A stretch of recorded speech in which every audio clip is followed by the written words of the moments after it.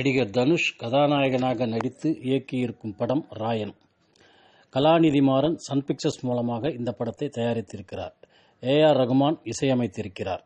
S.J. Surya, Prakash Raj, Sundeep Kishan, Selvaraghavan, Dushara Vijayan, Aparna Balamurali, Varalakshmi Sarathkumar என்று ஒரு பெரும் நடிகர் பட்டாளமே இந்த படத்தில் நடித்திருக்கிறது.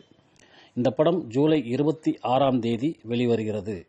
இது மாபெரும் வெற்றியடைய வாழ்த்துக்கள். தெனாவட்டு திரைப்படத்தில் கதாநாயகியாக நடித்து தமிழ் திரையுலகில் நுழைந்தவர் பூனம் பஜ்வா. இவர் பல படங்களில் கதாநாயகியாக நடித்திருந்தாலும் ஒரு காலகட்டத்தில் இவர்களுக்கு படமில்லாமல் போனது. அதனால் இவர் கிளாமர் ரோலில் நடித்து அடுத்த ஷகீலாவாக வெளியில் வர முயற்சித்து வருகிறார். இவர் முயற்சி வெற்றி பெறட்டும்.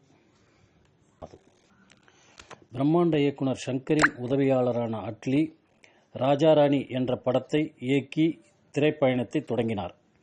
விஜய், ஷாருக்கானுக்கு மாபெரும் வெற்றி படங்களை கொடுத்த அட்லி A ஃபார் ஆப்பிள் என்ற திரைப்பட நிறுவனத்தை தொடங்கியிருக்கிறார். இதன் மூலம் இந்த படத்திற்கு முதலில் கதாநாயகனாக விஜய் சேதுபதியை ஒப்பந்தம் செய்துள்ளார்.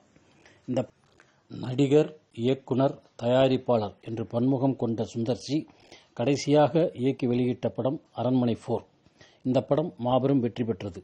இதற்கு அடுத்தபடியாக இவர் முழுநீள நகைச்சுவை படமாக ஒன்று எடுப்பதற்கு முயற்சி செய்து வருகிறார். இதில் வடிவேலு நடிக்க ஒப்பந்தமாகி இருக்கிறார். வடிவேலுடன் இவர் நீண்ட காலத்துக்கு பிறகு மீண்டும் இணைந்து மாபெரும் வெற்றி படத்தை கொடுக்க